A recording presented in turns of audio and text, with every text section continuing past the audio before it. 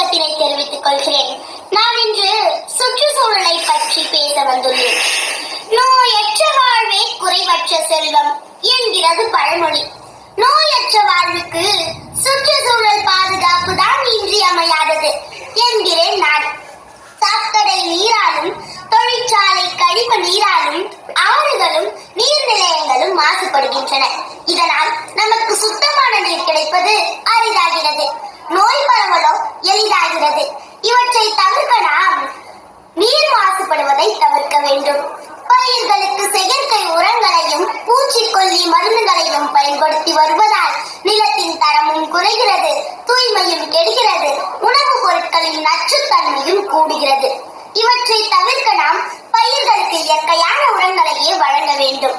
வாகனங்கள், தொழிற்சாலைகள், அனல் மின் நிலையங்கள், அணுமின் உலைகள் முதலியவற்றால் வெளிப்படும் புகை, தூசு, சாம்பல், கதிர்வீச்சு முதலியன இக்காற்றை மாசுபடுத்துகின்றன. எனவே நாம் அனைவரும் மாசுபட்ட காற்றையே சுவாசிக்க முடிகிறது. இதனால் நம் அனைவரின் உடல் நலமும் கெடுகிறது அல்லவா? எனவே காற்றை மாசுபடுத்தும் செயலை முற்றிலும் செய்வதை தவிர்த்தல் வேண்டும். குறிஞ்சி, முல்லை, மருதம், நெய்தல் என நிலத்தை நான்காய் பிரித்தனர் நம் முன்னோர்கள். பின்னர் குறிஞ்சியும் முல்லையும் முறைமையில் திரிந்து பாலையாகின. காடும் காடு சார்ந்த இடமும் முல்லை. காடுகளே நாகரிகத்தின் பிறப்பிடம், இயற்கை எழிலின் இருப்பிடம், நாட்டு வளத்தின் சிறப்பிடம். விண்ணில் தவழ்ந்து செல்லும் கார்முகில் கூட்டத்தை மண்ணில் மழையாக பொழிய வைப்பது இம்மரங்களே.